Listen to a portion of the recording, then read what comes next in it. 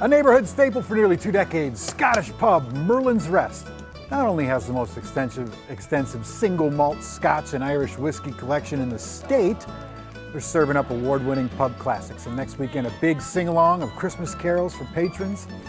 We have owner Tracy, is it Muncie? Muntz, excuse me, is here with their beef Wellington pie. Tracy, you have our attention.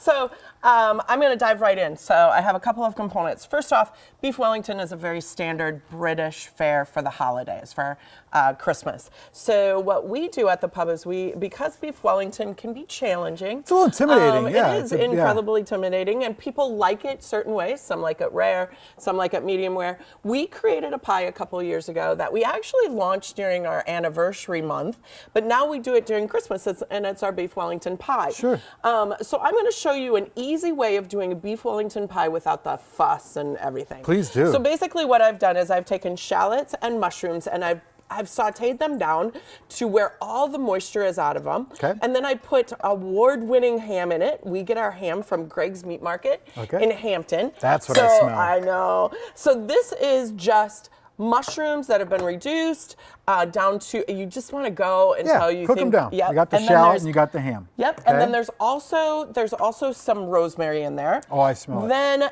this is beef.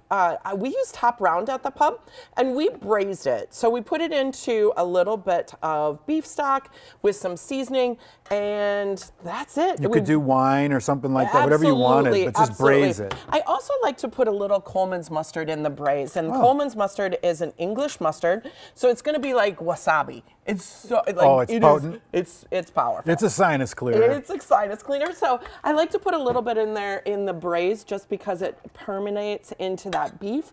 But this beef is really super tender. Yeah, I love this because if you're braising it, it's so much easier to control. You don't have to fuss about it.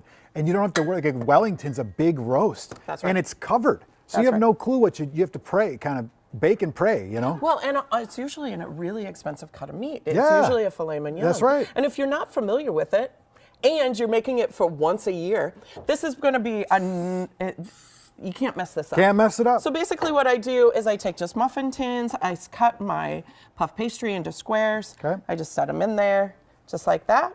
Pretty.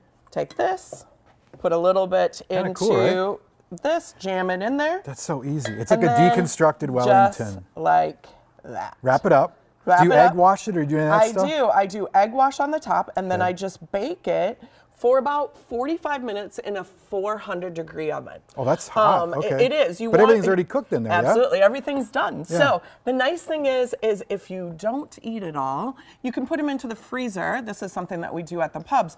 We have freezer pies or savory pies of the week that you can throw them into the freezer. Now they're fully cooked, and you can have them any time of the day. Can I cut this open on the Yes, end? please do. do. Let's go back to tight shot. Yes. Okay.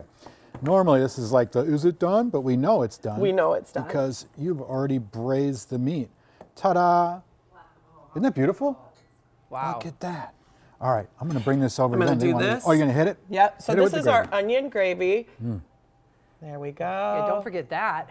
No. There you go. I'm going to bring this over to our friends over here. Let me clear What else you guys got Sounds going? great. I want you, Look at that. first See, off, get in there. Just cut it off. very traditional English Christmas. I have not, for the last 18 years, I have had Christmas crackers. Have you ever done one?